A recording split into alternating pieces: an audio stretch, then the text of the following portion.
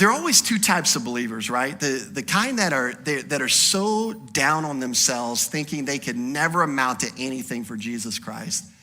And then there's the other side of the equation, the other extreme, that thinks they're so great that why doesn't God use them more?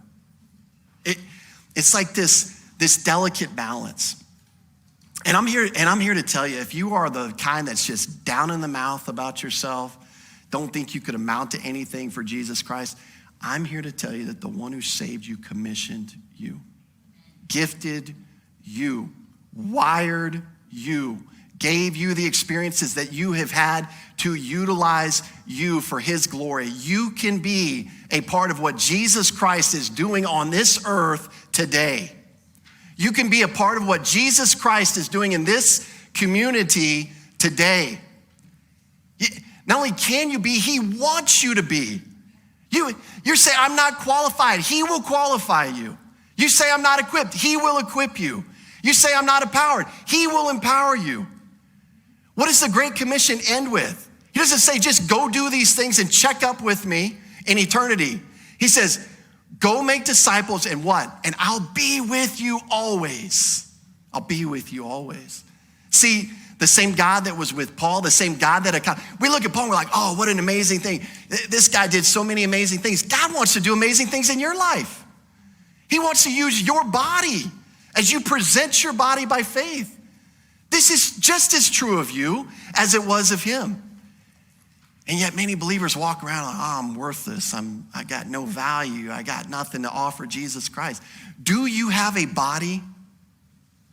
If you got a body, and everyone, I'm looking around, everyone here does, God wants to use you. Do you believe that? Can you own that personally? Can you, before the Lord, start saying, Lord, I'm available. I'm here. Here's my members, right?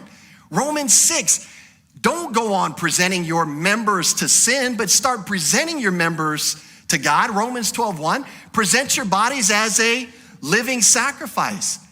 If you got a body and you have the motivation to present yourself to the Lord by faith, he can use you. I don't care what kind of failure you are. I don't care how dumb you are. I don't care how slow you are. It doesn't matter. Do you know, years ago, sorry, I'm getting off track, but this is important. You need to know this. You need to be convinced of this. You know, years ago, my dad was diagnosed with Alzheimer's dementia. I lost him 2 years ago. And his mind was going quickly. I mean, even before we moved him here to be with us, his mind was going. And I remember one of the last things that he did before he moved to Georgia is he went out to eat with the man who had married his former wife. They went out to eat together. Very difficult situation. They wanted to go out to eat together.